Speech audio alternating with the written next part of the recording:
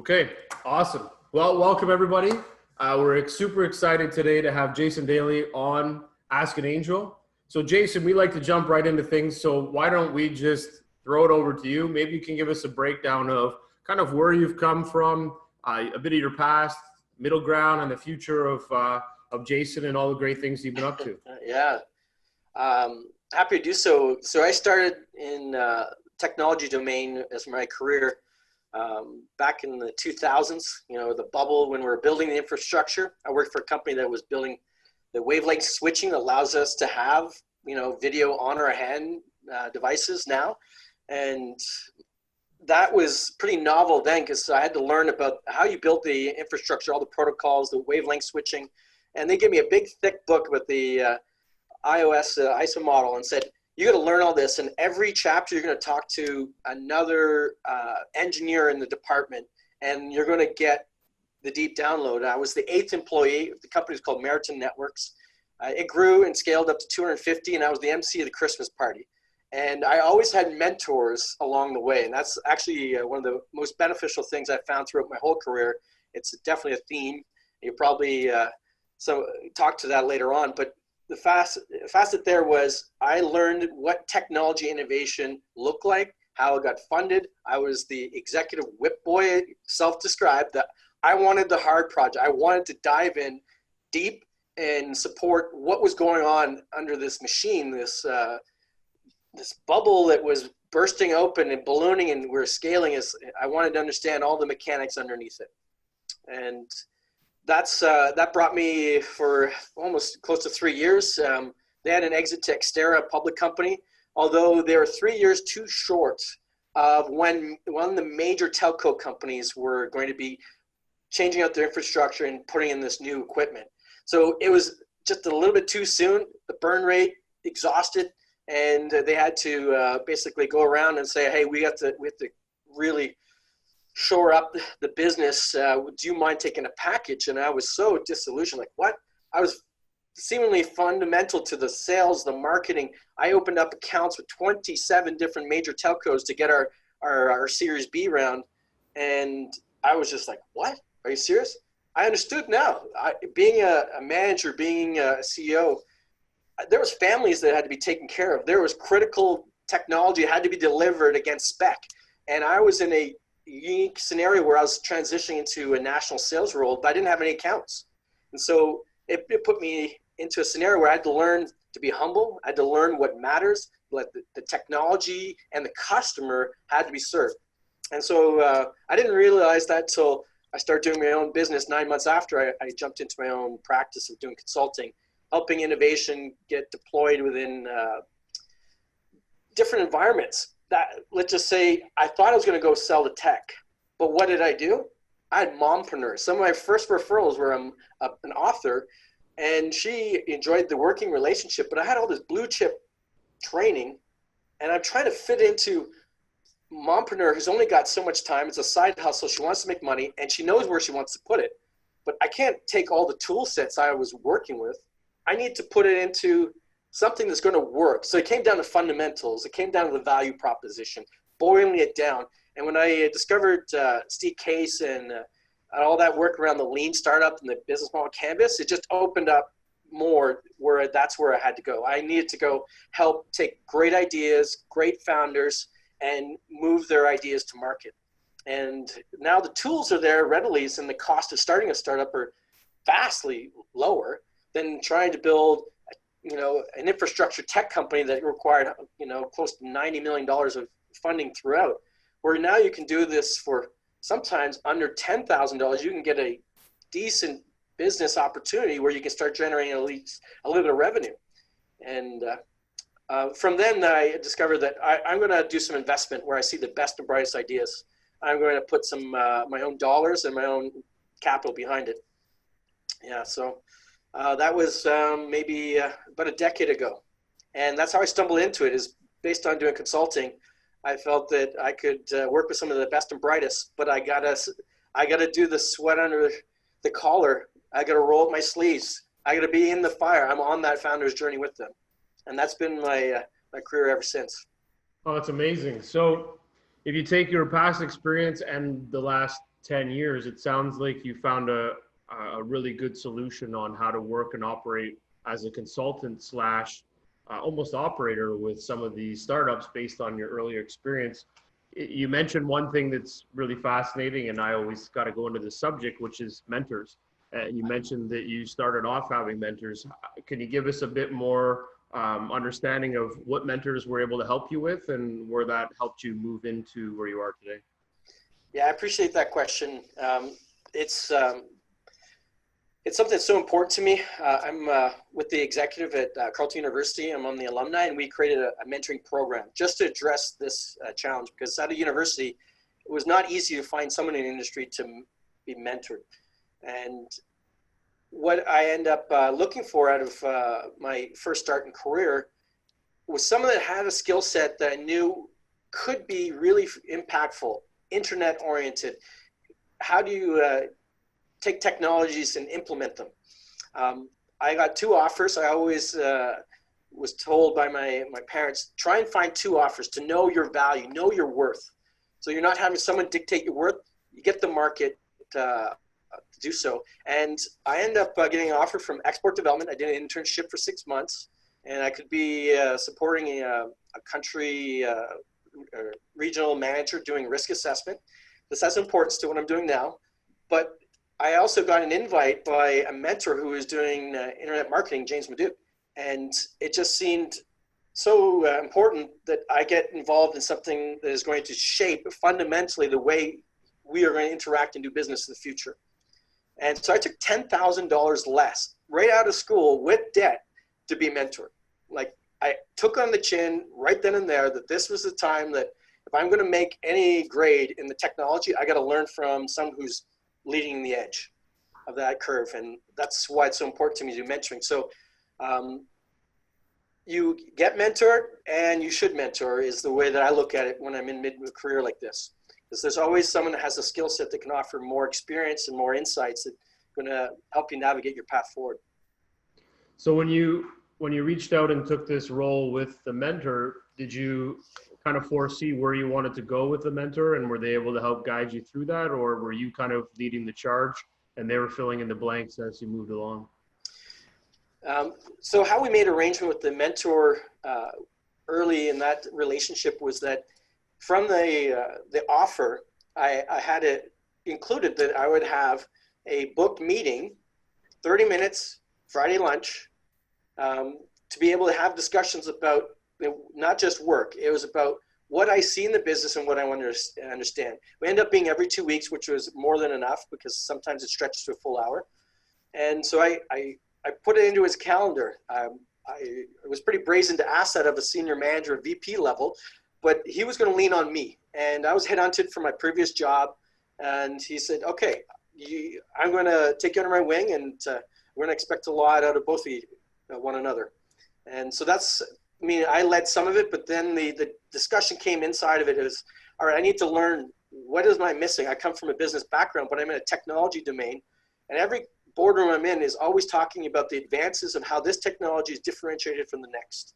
So I had to get schooled, and so he would assign me time to talk to the product manager, some of the engineering.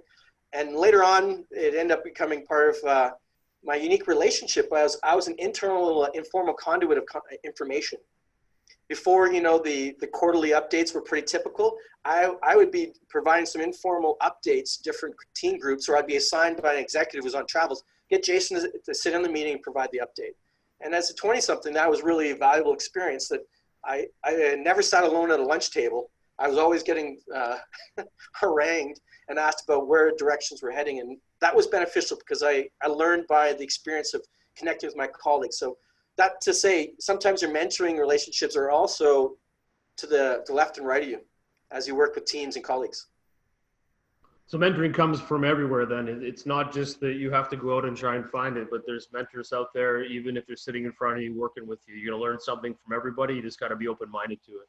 That's right. Mentoring is a mindset. Being a student of life, being a student to give openly and wanting to receive information and to process it in a way that is going to either make change for you or the job you're trying to accomplish. Oh, I love that. And you mentioned that you started a program with Carleton University. Is that around mentoring? Can you give us an idea of how that looks and what it's about and how it came about? Yeah, it's two aspects that I helped.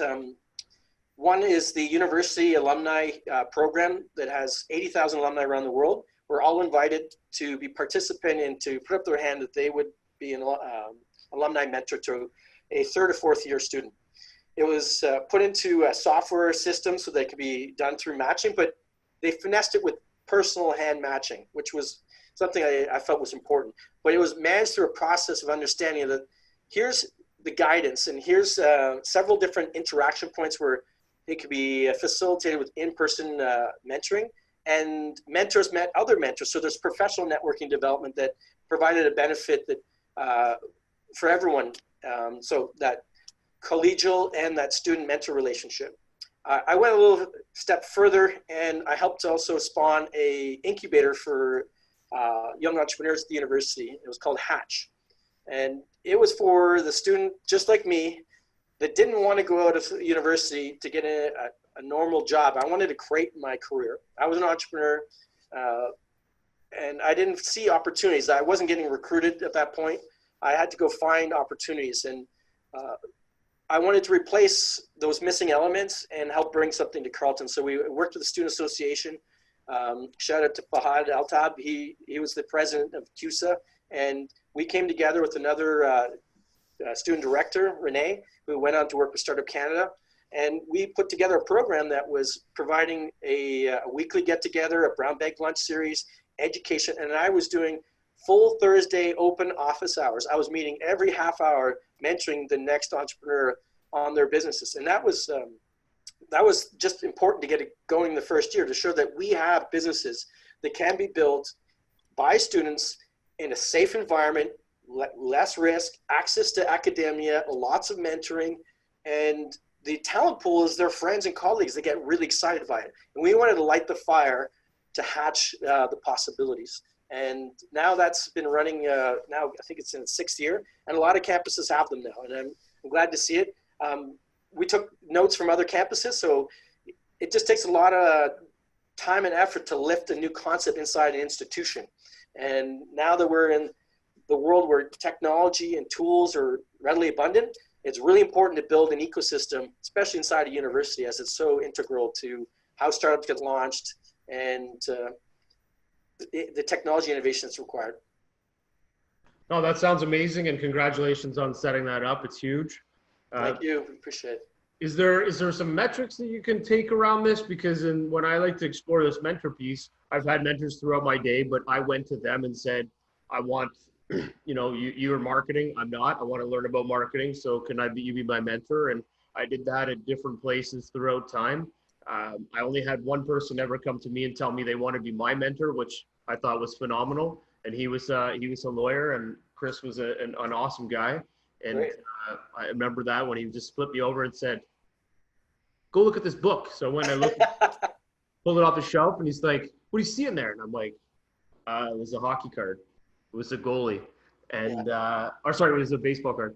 And he says, well, that's for you. And I was like, okay. And he's like, you know what? I want to be your mentor. You're going to run a big company. I need to be your mentor. And I was like, okay. I don't know how this works. Sure. And he was phenomenal. I learned a ton from him. And so what you've been doing with the students, do you see any metrics where, or do you have any metrics that with this connection process that's occurring, is there a lot that you're seeing these students come back and say, you know what, I learned a lot, but not only did I learn a lot, I made some connections. They helped me get into this space more. Like, what are the KPIs that you get out of this? Because for me, I think it's a untapped space that people really should look at, trying to figure out, can I be more tactful? Just like you're going to find an investor, you can find someone that can mentor you in a space you don't know a lot about. And even like you said, a half hour or an hour every 2 weeks is more valuable than hiring somebody to work for you to do a certain job. Yes. I'm paraphrasing for you, but do you have any KPIs that really knock this out? I wish I could offer more KPIs. Our program, at least with Carleton in the mentoring program, has a recommendation of a monthly meet. My communications with my 2 mentors, they always assign me the young entrepreneurs to be mentored by me personally. I asked for it. I want to work with them because you can't replace fire in someone's gut. So if I could put a KPI for that, how bad does that burn inside of them where they just cannot extinguish it no matter what? The rest of life will try and extinguish that burning desire of an entrepreneur's heart and that passion. I want to provide them more fuel and more flame. So luminous, how luminous is that fire in their belly? That would be amazing. But I look at it the way their character. I look at how they interact, what matters to them, why they commit themselves to certain volunteer activities. And if they haven't done any, I say, go look at a few of them and tell me what might interest you to get involved, because part of your role in university is the relationships you make, and mentoring is just one. But the breadth and long-standing relationships you'll hold the rest of your career can start in the university environment.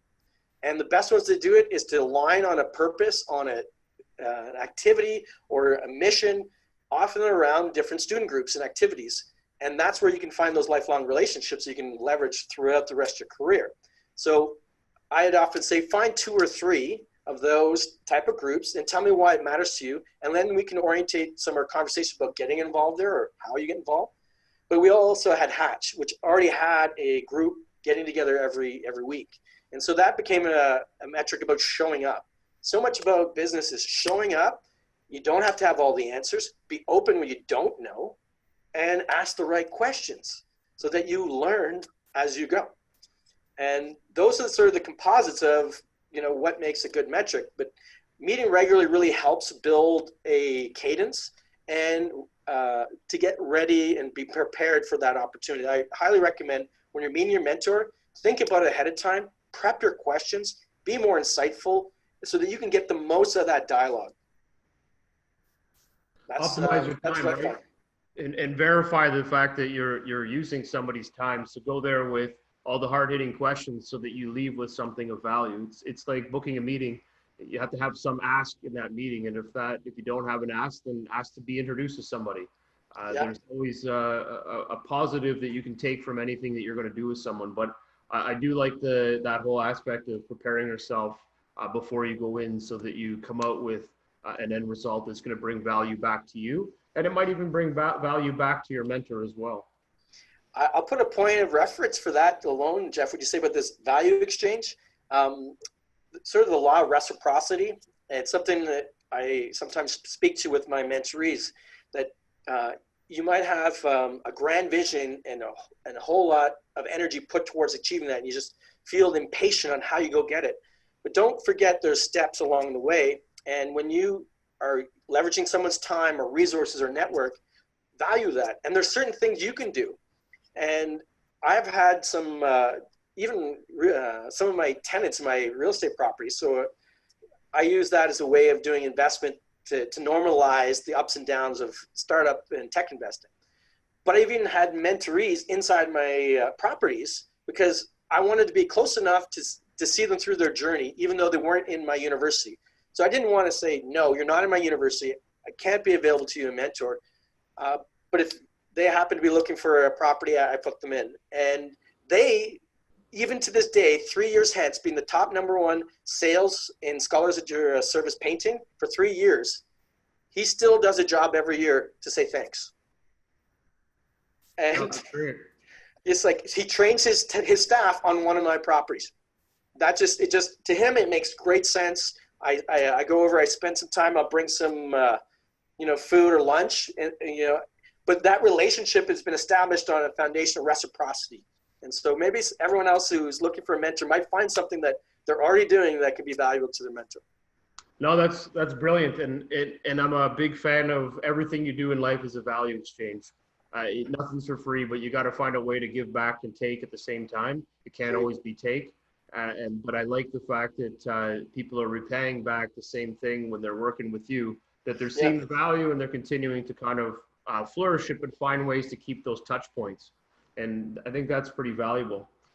So you've kind of gone through, you've built this. Now I know you're doing a lot of unique stuff as well with startups. So maybe give us a better idea or a bigger idea of the whole startup ecosystem in Ottawa and how you're working behind that. So I know you work with a bunch of different groups and there's a lot of exciting things that you guys are doing. Yeah, thank you. Well, the way that I work within the Ottawa ecosystem is I have a mindset. I put roots into the ecosystem first, and I nourish them before looking to have anything in exchange back. Give to your community the resources to be more robust and available to you later on. And inside of that, so I'm on the board of the Ottawa Network. It's about supporting founders in their early parts of their journey. As they come out of their early stage where they have their ideas and their prototypes, they have an open demo night that we host every other month. So we have one coming up in July 30th. And I look for talented founders, have a discussion with them, and then give them the floor. And it's a very much a nurturing space. It's about helpful feedback and understanding where this person has this idea and where they're coming from and where they need to go. And that community is offering some supports on where they need to go. I'm looking for a raise or needing this type of talent to be working on my project. So it's an ask of the community to help. And I really enjoy the demo nights. I know you do them as well. They're always some of the most exciting aspects of coming out on an evening when you're already busy and tired from your day's work, but you get refreshed from people presenting their hearts and their businesses. I've been involved through Carleton's startup ecosystem.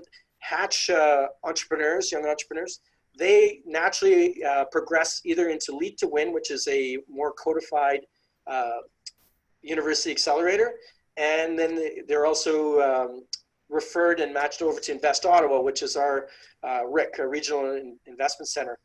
And inside of that, they get more resources that they need to cement their businesses and to move forward.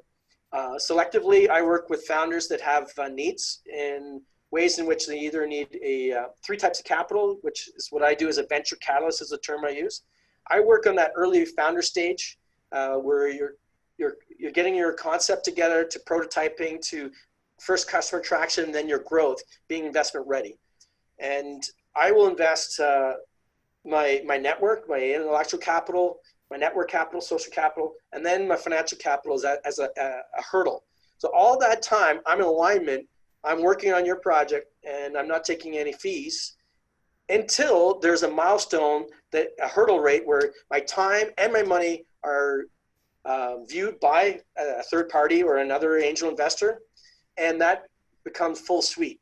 So it means I'm on your journey. I'm not taking early stakes unless we reach a milestone that is a major one and it has validation from another industry associate. I had to learn that was the fair process, because I would often lose out on promises or businesses not coming to fruition. But I love the grind, I guess. It's not always my wife and family, but I love the journey and learning, the experiential learning.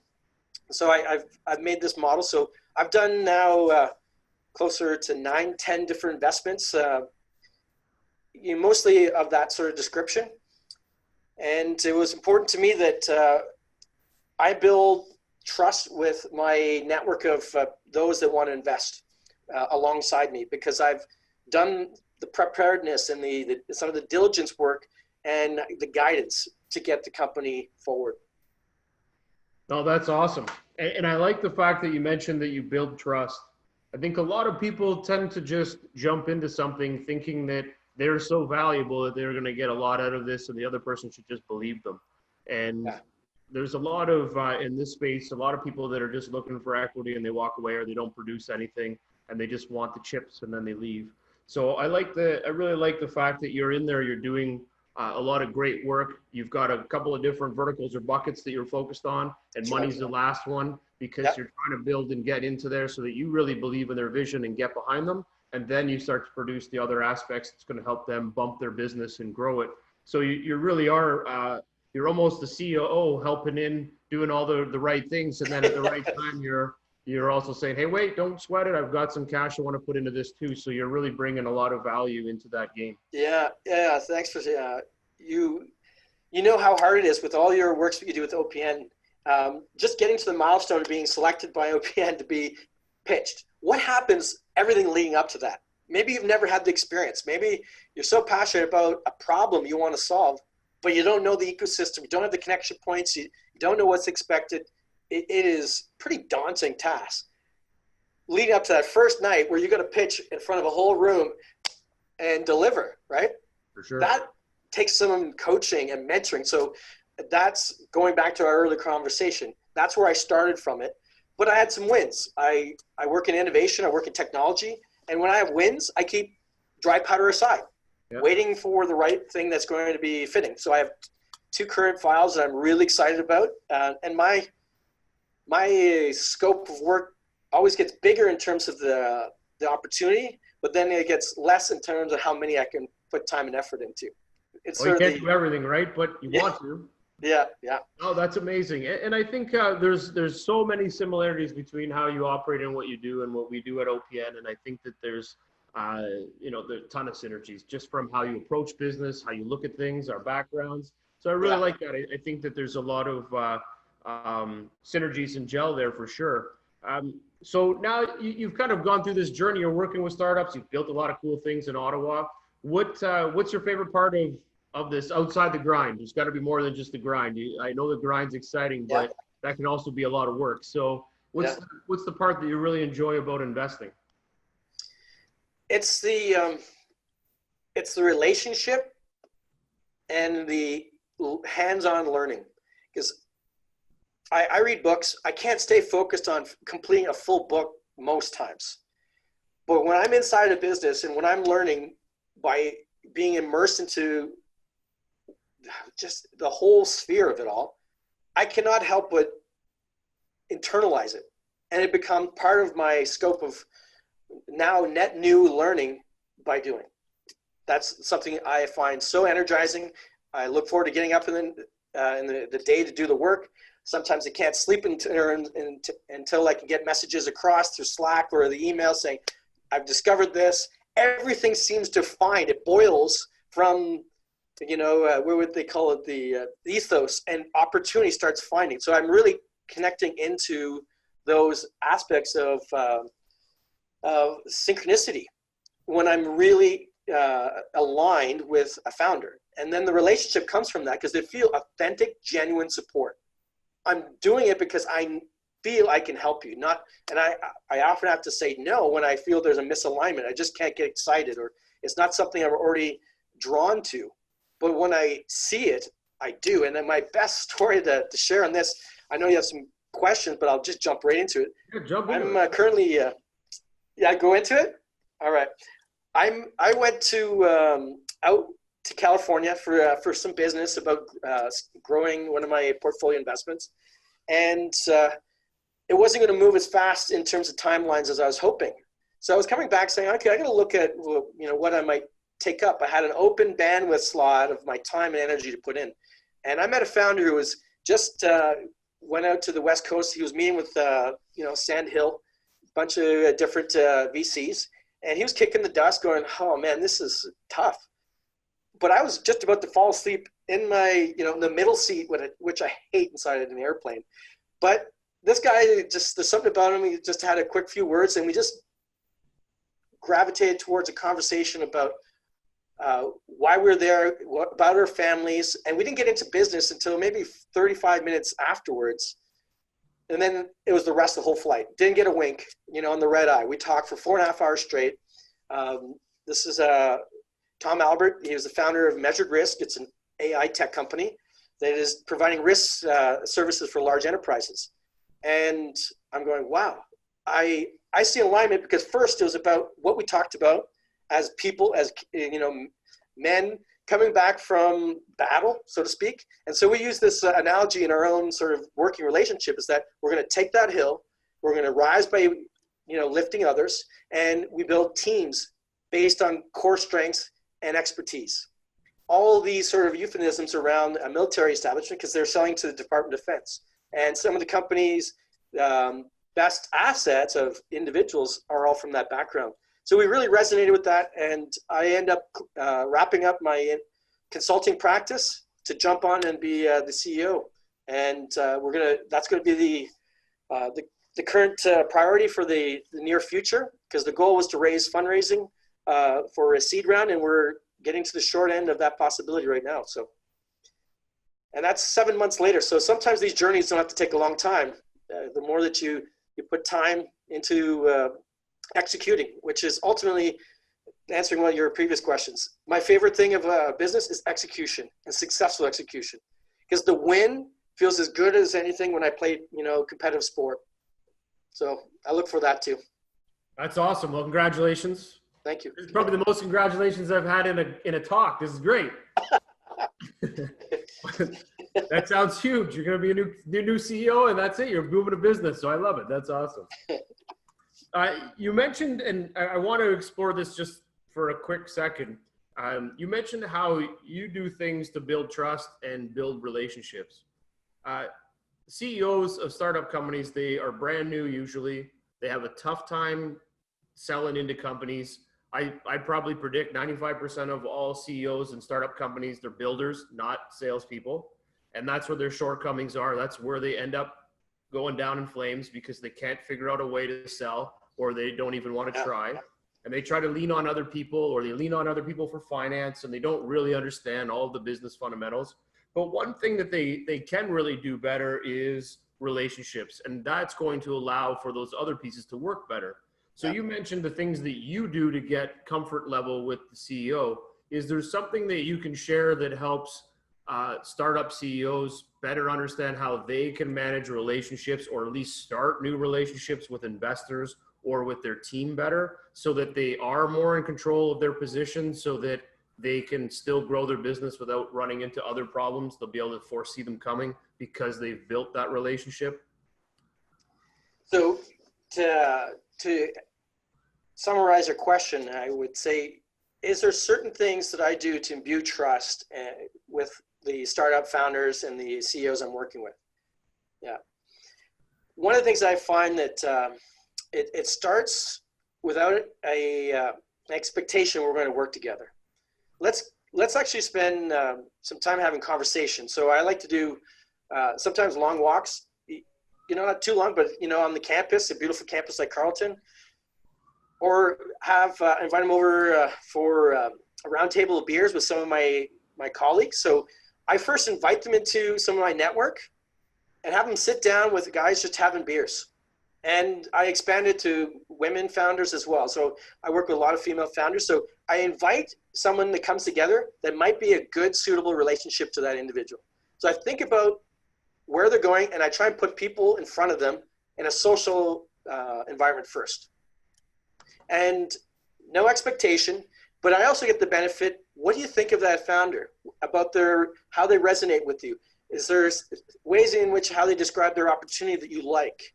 What would you like me to explore more about this opportunity? Because it's going to move from a social back to a professional.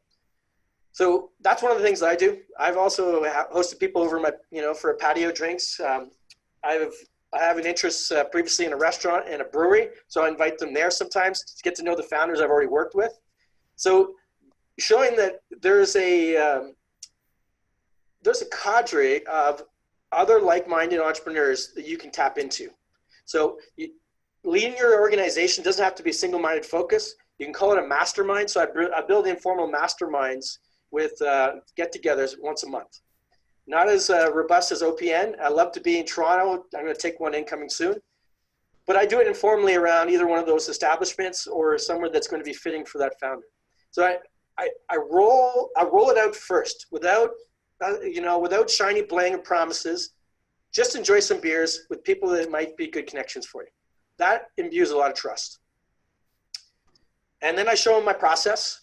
I have an infographic about my process, and then I have some KPI or metric case studies of the works I have done. And I show them how I've worked with them. And then the other thing is time. Open lines of communication and time. I don't rush it. If it's too rushed, and for whatever purposes, there might be something there that is causing some strain or stress that just might brush the wrong way on the opportunity overall. So I let time tell. So typically it takes me about 2 to 3 months before I might even consider jumping and onboarding into a new project.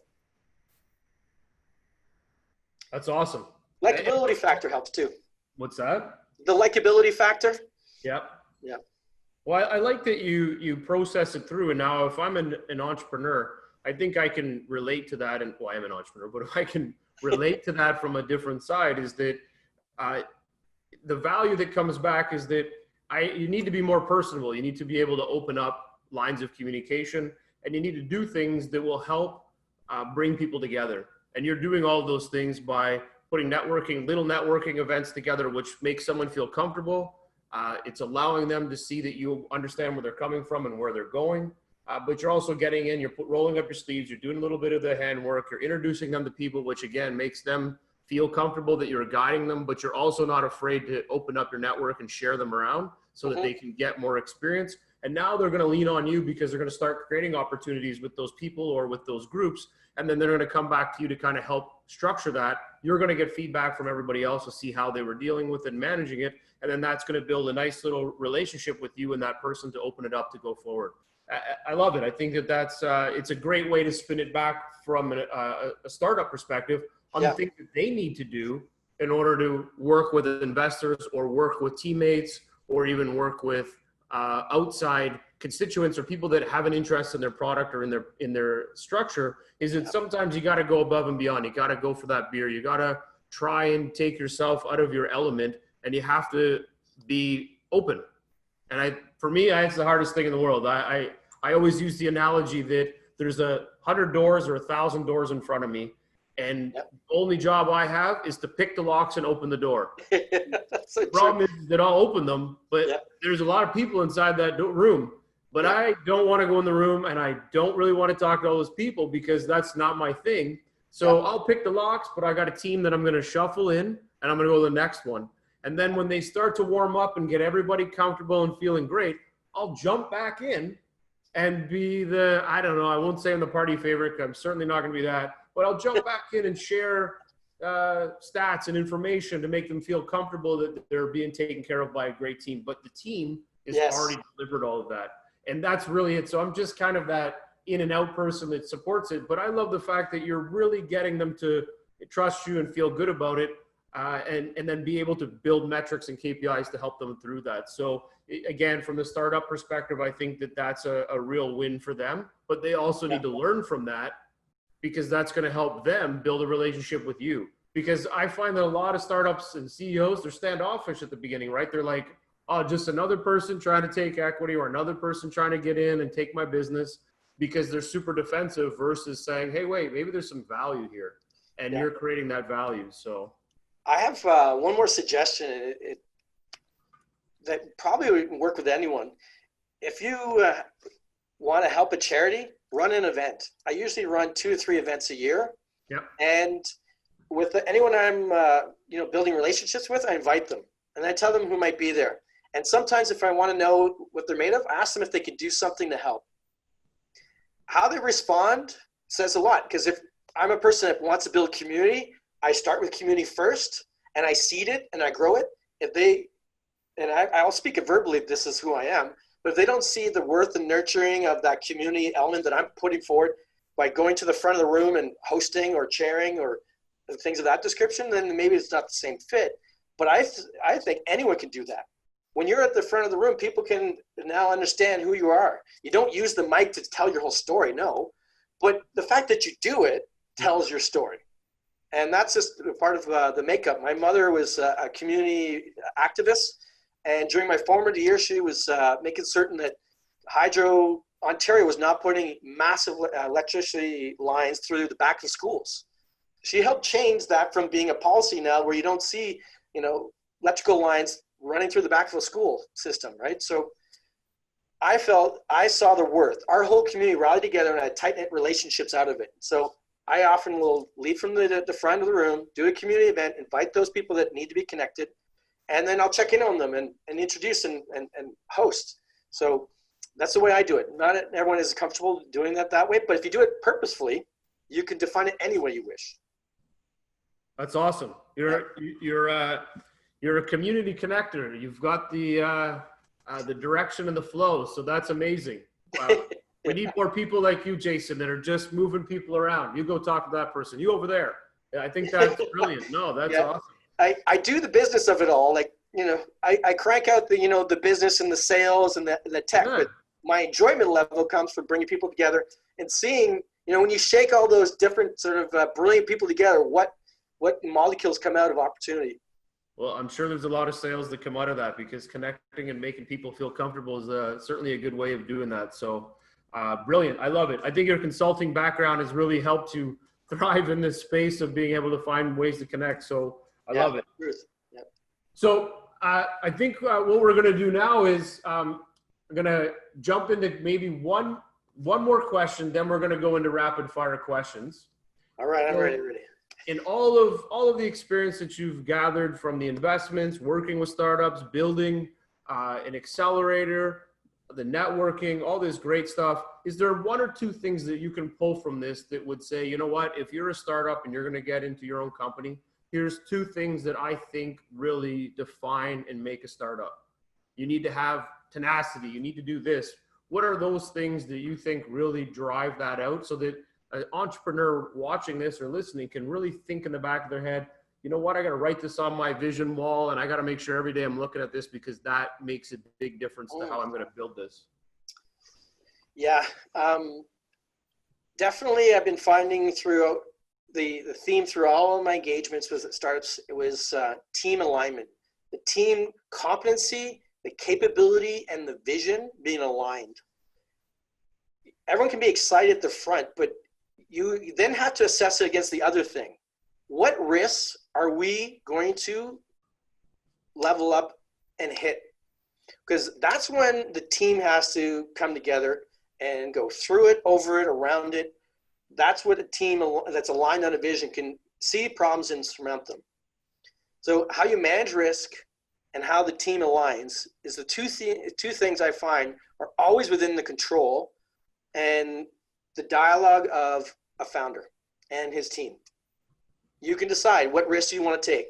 You can bootstrap and not take on funding. You can go after the big industry titan, or you can go find a very nimble, value-added opportunity. You can make an iterative approach and make a great business out of it by managing the risk. So you have to make those questions well known and researched and then discovered. And so those are typically what I like to drive in early on about how this team came together, why, where everyone's alignment and commitments are, and what risks do you see? Do you understand them? And how are you going to go overcome them? Awesome. That's what I like that. Well, managing risk and alignment, those are two big players, two big pieces. And you mentioned it earlier that the alignment comes to execution, and you love executing. So if you can't align a team to execute, you're going to be all over the place, people doing all different things. And then your risk factor is going to change, because you're going to be risking on things you shouldn't even be talking and tackling because you didn't align your team. So brilliant. I love that. Yeah. Great summary. You do a better job than I do. No, that's good, man. No, that you did it. I'm just like, just writing the story, man. Just making the story work. But I love that. All right, we're going to do the rapid fire questions, and then we're going to go to the crystal ball questions. So for now, all right, let's go. So quick rapid fire. I got to explain rapid fire because I've seen other ones where you're like rapid fire, people go for an hour. So the rapid fire, just whatever comes to mind. All right. And some of this you've already talked to, but that's okay. How many companies dollars do you invest per year? So I invest up to $50,000 in a year. Okay. Any reinvestments that you do, and percentage? I've done reinvestment, and that will. I like to match my stake to keep my my position. Perfect. Any notable companies that you would like to share in your portfolio? Two, primarily Measured Risk right now, which is AI technology. Also Greenery, which is brand licensing and green products for stationary space. And then Events.com, which is scaling up crazy. So that was three. Sorry. All right, that's good. Perfect. Any specific verticals that you like to focus on? Yes, definitely web technologies. And I also like to do entertainment and real estate. Entertainment is not so much, it's more content and technology interfacing. And yeah. Okay. Do you have any preferred terms that you like to invest on? If it's safes, preferred shares, common shares, that type of thing? Because I'm on the founder journey. I like safes as an instrument. It allows for, that future equity negotiation. But I am moving more towards prefs as it's hard to get your liquidity back, right? So you want to make certain you're in good position for that. I like it. All right. What is your timeline for investment? You did mention that it could take 2 to 3 months. Yep, usually about 2 to 3 months. And but I'm also on the journey with the founder. So I find if you're raising a friends and family round, conclude matters within 6 months. If it's towards a seed, it could be up to 18 months. It depends on how ready you are. Okay. And that's helping you get there. Perfect. Do you lead rounds? Not as yet, but I use due diligence checklists to make certain all is ripe and ready. Yeah. Do you take any board seats? I have, yes, and I will be with Measured Risks upcoming. Is there anything that you will heavy on when it comes to your DD? The technology value proposition getting validated. Okay, validation of tech. It's a good one. Okay. All right. So that's pretty much it for rapid fire questions. You did very well. You went through quickly, so no penalized points. You still have 10 points. Okay. So last question is the crystal ball question. So based on where the markets are today, where they're going to be and all that good stuff, in your crystal ball, can you give us any predictions of maybe verticals that you see opening up in the next 12 to 36 months? Or even on your side, things that you're looking for in the next 12 months, which may change in the next 36. So kind of crystal ballish, any predictions that you have that we can all live and learn from? Well, I feel it's probably best insight, and I'm playing in it. So that says a lot. I've decided to leave one of my professions, consulting, to jump right in. Artificial intelligence technology and augmentation of the executive decision maker. It has been utilized for very specialized industries, but the general purpose ability to help individuals in different verticals, healthcare, defense, logistics, etc. They need tools that are providing insights and anticipatory intelligence. And this is something we focus on in Measured Risk. So when I caught that from my consulting background, I realized I was always augmenting the executive and how they made decisions going forward. And there was always challenges, or I produced, some print doc that always annoying, and because it never got fully implemented. AI, you can codify it, build dashboards and alerts that are very specific or very generalized, and it's going to change. And there's $2.9 trillion of AI augmentation new business that Gartner is anticipating by 2030. So if that's not a big enough market to pursue making better decisions in business, that's my my crystal ball prediction for everyone. No, I like that. And since everybody's going to be a little bit more distanced and separated, that a lot of these types of choices and conversations need to take place in the background, and you need to get information and answers quicker. And that augmented style of management is going to come into play. And I think you're right. There's it's a massive market for one, but two, certainly adding in some AI and some machine learning is going to really help propel that decision making. And you know what? There's a lot of decisions that are buried, so that information can come up from somewhere and help, right? Yeah, it's we have a lot of biases already, how we filter out information, because we're always bombarded by information. But you need something to be able to alert you to something you just wouldn't otherwise see. And that's ultimately, isn't that what an entrepreneur is about? Is seeing something that others don't see and pursuing it rightly and opportunistically. For sure. That's why it really resonated with me to step in such a large role. And look forward to updating you and the audience in the future how that goes. Yeah, no, I'm excited and looking forward to it. So, well, I think there you have it. We've got a good prediction. We've got a lot of insights. You shared a lot of great information, and as I always do, I took lots of notes. And we're going to rip through all this and put together a nice little storyline and some follow-up material for it in the show notes. But I do, Jason, want to thank you very much for joining me today.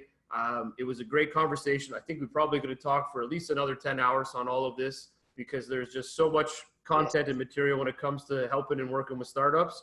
And at that, I want to give you the last word. So the last thing that you want to share to startups or to investors, anything that you want to say that would really help trigger them or excite them, because you do like to share that energy. But I give you the last word. You can say anything you like.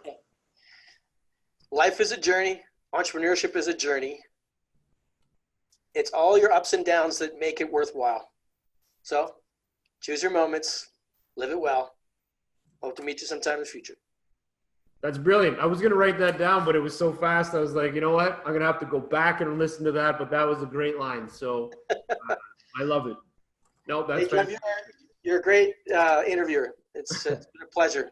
Thank Awesome. you and your team, your organization. Look forward to interacting more often. You bet. Well, we'll chat a little bit later. I'll send you a text or we'll chat. But outside that, Jason, thank you very much. That was phenomenal. Yeah, fantastic. Have a great day to everyone else too. Cheers. Thanks, Jason. Well, there you have it. That was Jason Daley from Ottawa. I love Ottawa. Such a nice city. So many things to do. Wilderness is brilliant and amazing. But Jason followed up with so many cool things, and we really got to explore the whole side of mentorship. And I know we've talked about mentorship before, but not at the same capacity as this. We really dived into how this mentoring really does help an entrepreneur move forward. And he built a whole ecosystem in Ottawa with the university just to talk about mentorship. And phenomenal information. He really dove into that. And one of the things I really want to pull out of this was that it's all about relationships, how you build them. And then the second thing was execution. He talked about that all the time. How are you going to execute to be awesome? And I think that he really knocked a lot of those things home. His two main things that he talked about from a CEO perspective or from a business is managing risk and alignment, team alignment. And that was big because we didn't really get into that in a lot of other discussions, but I really do like that he emphasized on team and how team aligns on the same execution and the same plan. So lots of great information. Jason was great. Look forward to our next talk. Have an awesome day, and thank you for tuning in. And you know, as he mentioned, life is a journey, and he went on with all this entrepreneurship's a journey. You know what? You got to live, you got to learn, take the risk, and go for success. I'm paraphrasing. Thanks, Jason. Have a great day.